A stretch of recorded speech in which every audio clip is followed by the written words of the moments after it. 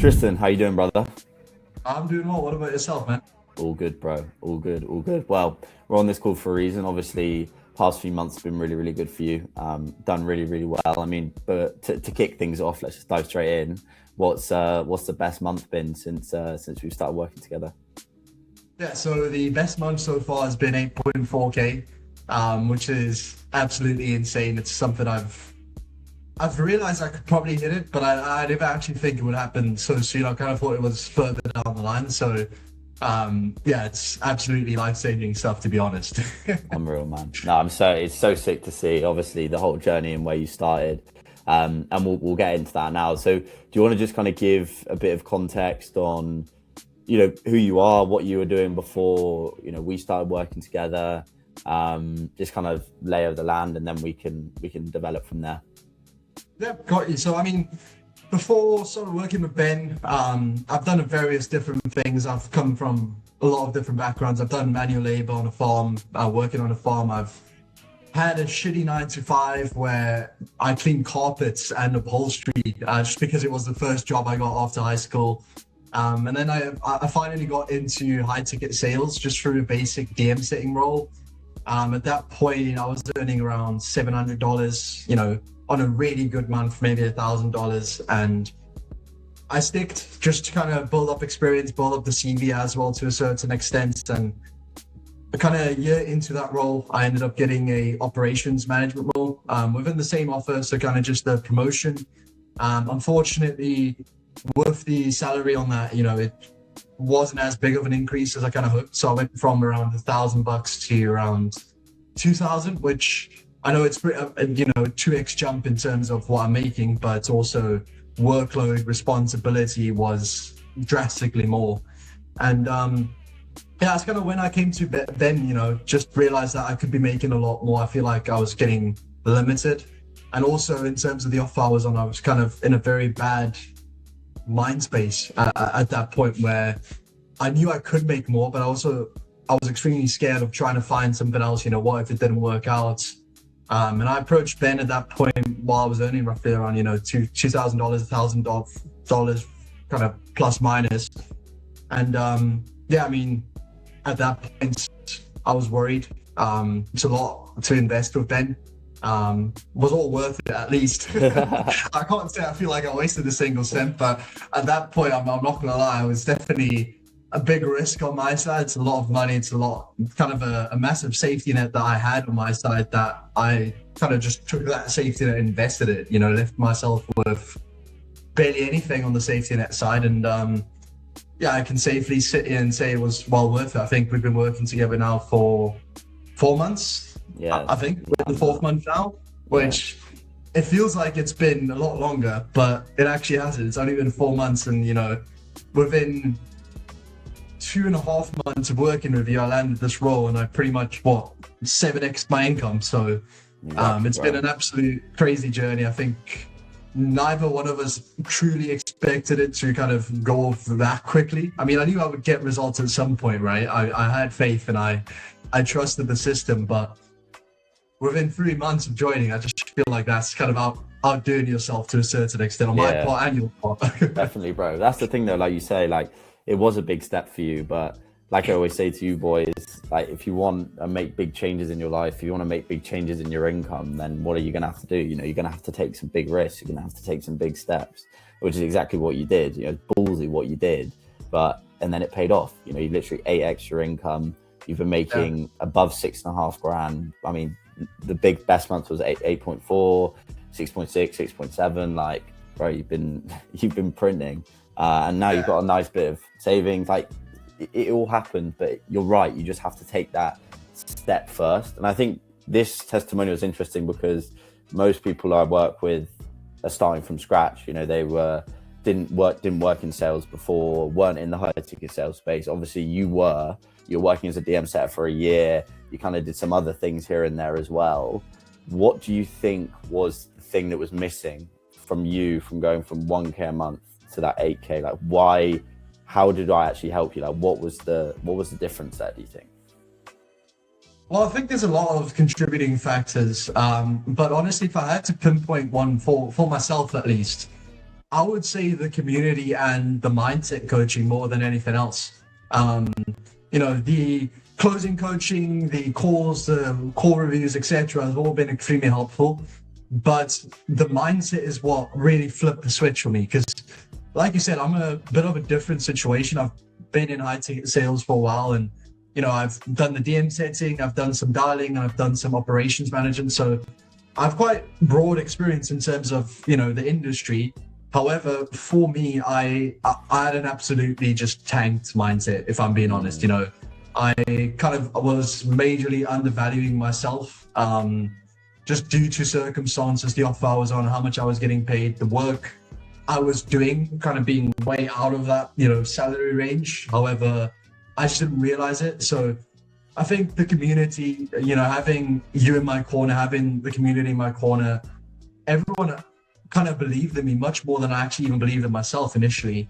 And, that helped because kind of, I would say after the first month of joining, my mindset went from being in the mud to, skyrocketing in terms of I can actually get offers that pay really well. And I'm extremely valuable to most of these offers, and going from, I don't know if I can get something else, I don't know if I'm that valuable to an offer. What if I struggle to find another one, to having that complete mindset shift in a month where I am valuable, I can get an offer, I can get one pretty easily now as well. I know what I bring to the table.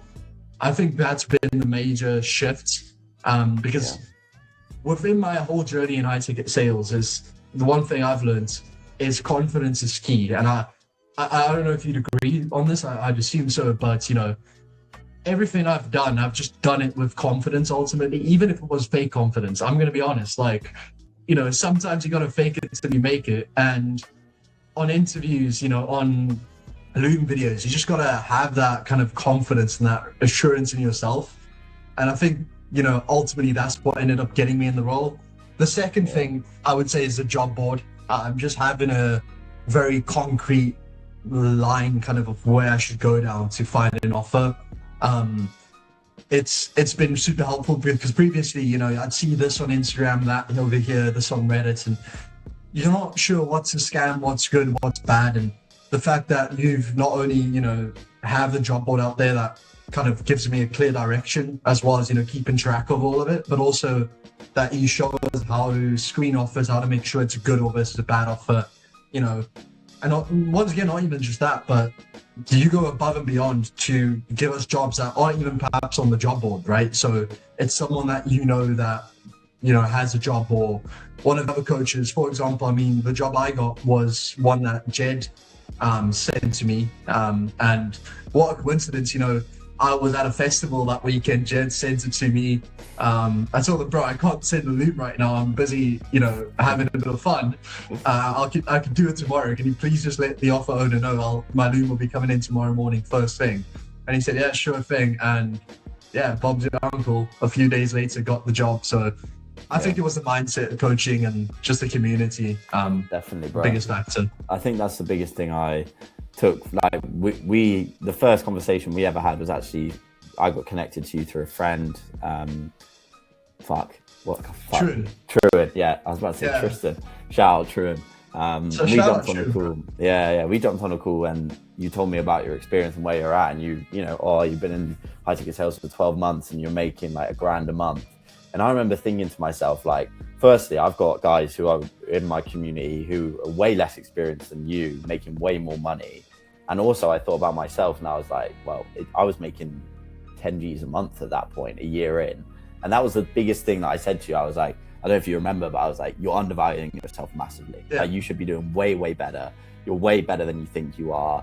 And it was just like instilling that confidence in you. I think that was like one of the main things that I helped you with, because you were so much better, but you had this scarcity mindset where you didn't want to let go of the 1K a month. But as soon as you did, or as soon as you like had that growth mindset, you then went on to hit the 8K months and continuously hit those as well.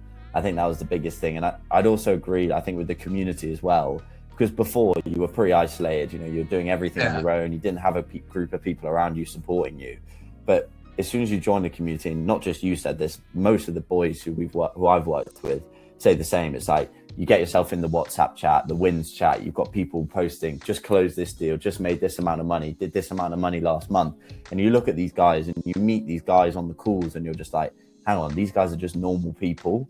And I think that then just gives you and instills even more confidence of like, if these guys can do it and we're all part of the same community, why can't I do it? Do you feel like you kind of had that as well? Yeah. And like a certain sense of like competitive spirit as well, for me at least. Yeah. So, you know, when I first onboarded, I asked you, okay, well, what's the quickest someone hit 5K, you know, after joining? And I think you said it was around like 2.5 months. And funny enough, I ended up matching that. Yeah, and it's like, it's the same thing, you know, I'm seeing guys winning in the win section, and it's guys I've spoken to, it's guys I've done role plays with. There's nothing, you know, they're absolute killers, don't get me wrong. But at the end of the day, they're human the same way I am. And they are on the same coaching calls, they have the same mentor I have. There's not really that much difference, meaning, you know, why they could do it, but I can't. And I think it kind of lit a fire underneath me in terms of, you know, racing them, right? You know, like, okay, well, for example, let's take Iggy or Javi, you know, they're making 5K a month for, you know, 4K a month. Okay, I need to get there. And then I get there and then they're making a bit more. And you're kind of just, you're comparing yourself to other people, but not in a bad way where it's affecting you, in a really good way where it's fueling you. And, you know, the same way, like I said, how quickly has someone hit 5K after joining you? Okay, 2.5 months. And immediately in my head, I was like, okay, let me try and push for 2.5 months to hit 5K. I think it's doable. So I think it's been class, and not isolating myself. I think it's done wonders for my mindset as well, because, you know, I have the boys hyping me up as well. So it's like every small win I've had along the way, the boys have just been hyping me up, you know, like just popping off in the win section, and it's just giving me a lot more confidence. And the network as well then, you know, if I have problems in a certain situation, like for the offer I'm on, it's B2B lead gen, and I know organic lead generation in terms of, you know, Instagram and socials, but I don't know paid ads, kind of, you know, text campaigns, emails campaigns. And ultimately what I did is I just put a message in the group saying, hey boys, anyone been on a offer like this, you know, experience with paid ads, etc. Got 3 different people who hopped on calls with me, kind of gave me the basics before I had my interview, you know, and just something like that. It's a small thing, but it helps. And even I'd use Jed as an example. I'm a CSM. Obviously, that's a bit of a unique role within the high ticket sales space, right? It's not your typical dialer or closing role. It's an interesting mix kind of between different roles.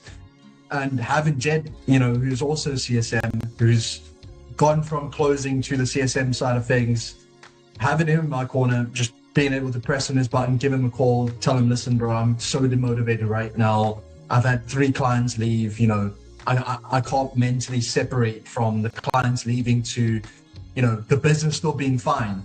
And just getting that guidance from him has been a massive help, because I told him that in CSMing specifically, it's very difficult to separate yourself mentally from the outcome, because ultimately if someone wants to leave and churn, if they want a refund, you're kind of the final line of defense, right? So if you succeed, they don't refund, and if you fail, you end up losing $4,000, $5,000. And it's difficult because you put all that weight on your shoulders. And Jed's kind of been there to tell me, listen, bro, you know, as a CSM, you're in the fire, you're a firefighter, you're constantly putting out different fires. So it is important that you gym, you have your own life outside of work, you know, that you can unwind and relieve some stress. And also ultimately, the business is always going to almost feel like it's going to shambles, right? Yeah. Because you're doing the dirty work, the dealing with customers shouting at you, unhappy, etc.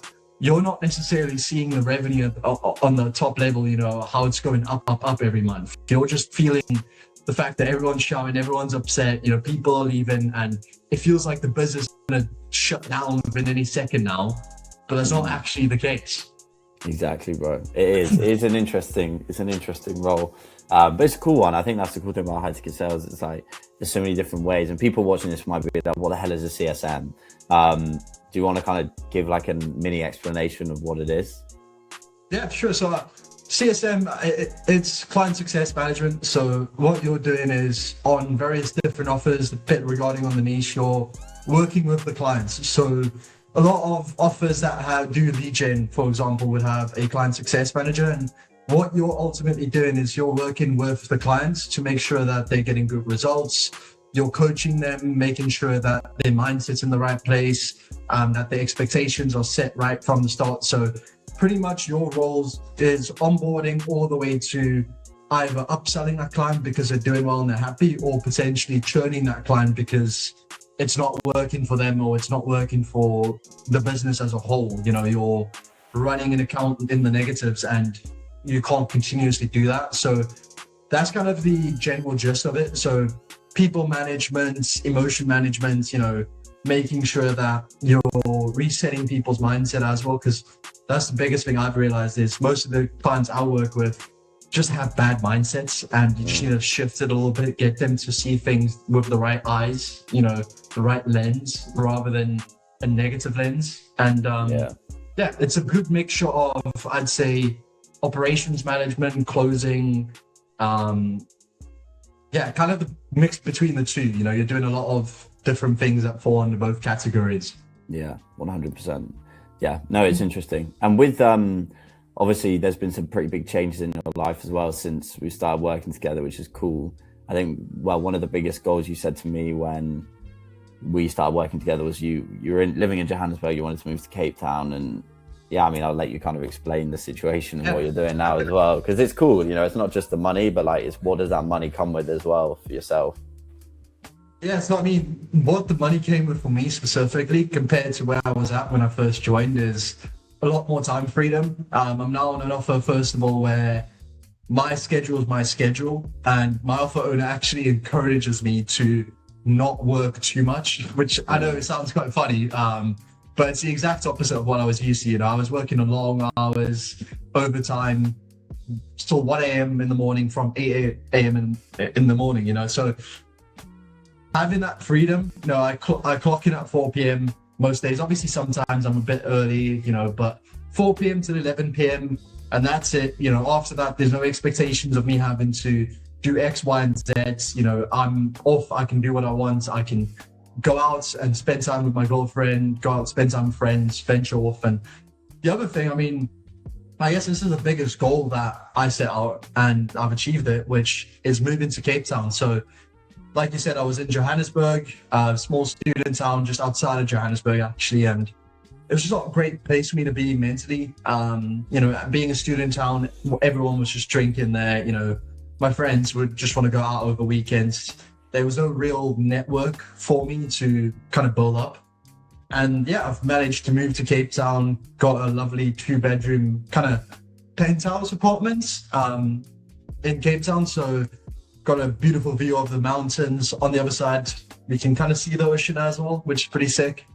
And yeah, I've managed to move, furnish the whole place, kit it up quite nicely. I mean, it sounds quite ridiculous, but you know, a few personal things I set up for myself was I want a big TV because I wear glasses and I don't want to watch TV with glasses the whole time. So I got a nice 85-inch TV now, which is fucking sick. And yeah, one of the other goals I set, which, I mean, it's not realized just yet, but that's kind of just because of my own decisions. But I told you initially, Ben, like I would like to at some point get some sort of nice car, you know, whether that is a Beamer or whatever it is. It doesn't have to be anything too crazy, but just something nice.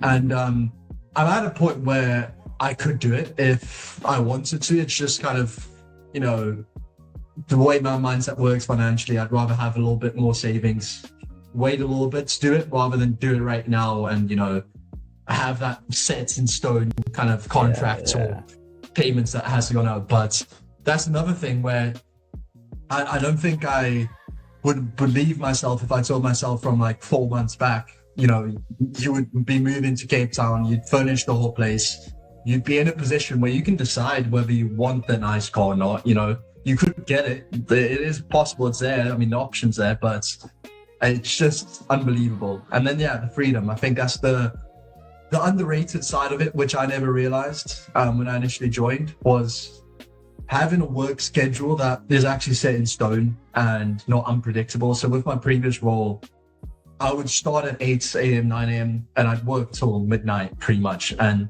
you know, not necessarily the whole time, but I would start something, then drop it, then start something again. And something could pop up at any time throughout the day. Whereas now, you know, 4 p.m., 11 p.m., that's my expected working hours. It's given me a lot more time to get active in the gym again, you know, and like I said, go exploring the new city that I've moved to throughout the day. So I can wake up at 8 a.m., go off and venture all the way until, you know, 4 p.m. If I want to have a beer with a friend, I can even go out and have a beer, you know, just before work, which is pretty sick. Bro, it's insane. It's so sick to see, because you were definitely in a tough spot when we first spoke. Like, you weren't, your mindset was cooked, like you weren't making good money, like, you know, we can laugh about it now, but at the time it was like, yeah, shit, like we need to make a change here. And kudos to you, you've worked extremely hard. Obviously we've been there in your corner, but you know, we can't make you do the work. It's up to you. We steer the boat, you row pretty much, and you have rowed fucking hard. So no, it's sick to see. It's so sick to see. So if you, I guess my next question would be, if you could, like if you could go back to the start when we first spoke together, what advice do you think you give yourself? Yeah, I would honestly just say, like, just stop being scared. Like, if I were to speak to myself 4 months ago, or to anyone else that's kind of in that position, then, you know, it's normal to be scared. However, that fear is holding you back. And not just, you know, within small amounts, it's massively holding you back. In terms of unlocking your potential and getting where you're supposed to be, and getting over it. Just do it, you know, just bite the bullets, get started, put your head down. And ultimately, you know, I had a fear as well, you know, I trusted you, Ben. I genuinely did. However, as much as I understand that, you know, you're doing your thing and you're good at it, I still also understand, you know, that within business, not every client's gonna win, not every client's gonna see results. And, you know, I could see results, I could not, and that is a genuine risk. And, you know, sometimes it depends on your work personally. Sometimes there's a little bit of luck that plays into it as well. And I think the biggest thing for me would just be to, you know, get over the fear, do it. There's no guarantees in life. Put your head down, just graft. And ultimately, kind of a Alex Hormozy quote, you know, that I've really been focusing on lately is just do the undeniable work. Just put in so much effort and so much work that it becomes crazy that you're not going to see results. And it might sound cliche, you know, mentioning a quote from Alex Hormozy. However, I think that's pretty much been my motto within high ticket sales. Isn't necessarily I've been the most skilled at what I've done, or, you know, the most experienced at what I've done, but I have been the guy that's constantly just put his head down, worked ridiculous hours, offer stacked 3 different offers at the same time, you know, working from 8 a.m. in the morning till up 2 a.m. at night for, you know, making things happen and getting money coming in at the end of the day. So yeah, I would just say do it. Take the risk, it's worth it. Ultimately, once you've started and once you've seen some of the results, it's not that big of a risk. Like, that's the crazy thing, you know, it's like, I mean, we even get taught this, you teach us in terms of the reframe, right? Like future mindset, and, you know, what would that future version of yourself be thinking, right? Would he not close, or would he put the 4K right now and get started? And it sounds stupid when you're saying it, sometimes when you're teaching it, it kind of sounds like, okay, how does this work? But it is true, right? Like, future Tristan, where I'm sitting now with what I'm making now, it's not as big of a risk. You know, it's still a lot of money. I can't deny that. I mean, at least for South African, I think with the mindset of like the currency conversion, it's always going to be a lot of money. However, you know, with where I'm at right now, it's a very small risk compared to the reward that's so big. You know, you're risking a few months of being uncomfortable, perhaps if things fail, and you'll recoup it. I mean, I wasn't going to be on the streets, you know, if things failed, for the reward of 7xing income. You know, I mean, I think that's pretty worth it, at least. Exactly, bro. It's kind of like we started this conversation. If you want to make a big change in your life, like, don't expect it to be easy. big change, like you have to make big decisions if you want big change. The two come hand in hand. You're not gonna suddenly 10x your income by doing the same shit you were doing for 3 years before. You know, you're gonna have to make changes, because at the end of the day, nothing changes if nothing changes. And you just have to ask yourself that question, like you said, what would your future self do? And would you be willing, if you're in the same position in 12 months time with whatever you're doing, job, business, whatever it is, and if you're not happy with your situation, if in 12 months you're in the same situation, is that something you're going to settle for? And if it's not, then you need to start taking action towards the goal that you actually want. And I think ultimately that's the conclusion that everyone comes to when they invest into themselves in some sort of way. No, exactly. And I mean, for the last little bit of context, you know, after being on the community for around 2-3 months, the original offer I was on, you know, that was offer stacking with originally, ended up shutting down, you know. And I can 100% say, if I didn't join the community and you know, kind of build myself up, start sending out looms, start applying, offer stacking, etc., I would have been absolutely screwed at that point, you know, because all of my eggs would have been in one basket. My network was not big. I didn't know where to find other jobs. You know, I didn't know how to fully screen jobs, to be honest, you know, because this was the one and only role I've had. So I think it goes back to what you said, Ben, when if you're not going to do it, you know, where are you going to end up? And ultimately, I think sometimes not doing it is a bigger risk than doing it. Because once again, if I didn't do it, I would have probably had a month or two where I'm desperately struggling to get a role because I don't have a network. I don't have anyone in my corner. My mindset was in the mud. The offer closed down. I would have probably gone back to working, you know, a typical 9 to 5, kind of just trying to make ends meet. And I mean, that's not where I want to be. Exactly. And that's the thing, like in the moment, like you said, it's scary, but your story is like inspiring genuinely to a lot of people. There'll be people watching this who will be like, how, like, this guy's just 8x his income, he's moved cities, he's living with his girlfriend, like can buy the car. Like, it is mad, because literally 5 months ago when we had this conversation, none of that was a reality. But yet you took actions towards your goal and you get rewarded. Like, fortune favors the brave. Like, if you go for something, you take a risk, like most of the time from what I see, and I've coached a lot of people, if you put in the work, you will not fail. Like, it just won't happen. And most people won't take the risk, which is why those people then don't get those outsized returns like you've got. Exactly. Well, mate, look, pleasure to jump on. Good to chat as usual. And yeah, mate, you've done so well. I'm, without sounding patronizing, I'm proud of you, of how far you've come, because it's been really, really cool to see. And you should be happy. I know that it's been a few months now. It's been a couple of months since you hit that big month, but it probably seems kind of normal now. But you do have to look up and just be like, shit, like, look how far I've come, because it's easy to forget. Yeah, no, exactly. And I mean, it is kind of the normal now to a certain extent. However, I think I'm still pushing for more. You know, so now I hit the big month. How can I, you know, get back to an even bigger month? But at the same time, and I mean, this is one lesson I've learned the hard way, is it's important to sit back and soak up where you are and where you've come from. Because if you're just constantly going to push for more, you're going to work yourself into a mental rut as well.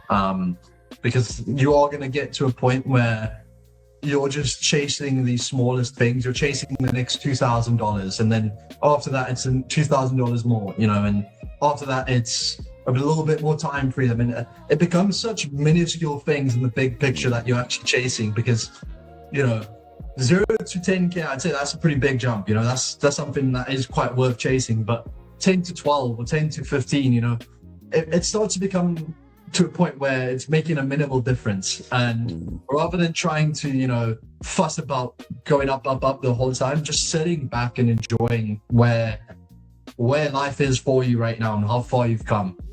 100%. Which, I mean, once again, just shout out to the boys in the community. Shout out to you, Ben, to Jed, Yusuf, everyone involved. I think, yeah, I can't necessarily even say, you know, one person led to all this. I think it was such a good effort from everyone, right? Like my own work, your work in terms of the coaching calls, Jed, he sent me the role. You know, without Jed, I wouldn't have had the role. But at the same time, without Yusuf and without yourself, my confidence would have tanked, and I probably would have not done well in the interview, right? So it's like so many different people to accredit to different things, and all just kind of leading to the same end. 100%, bro. Well, good way to end it, brother. Pleasure as always. And yeah, man, speak to you soon. See you at 10K. Yes, sir. Let's get it, bro. See you later, G. Cheers. Bye. Bye.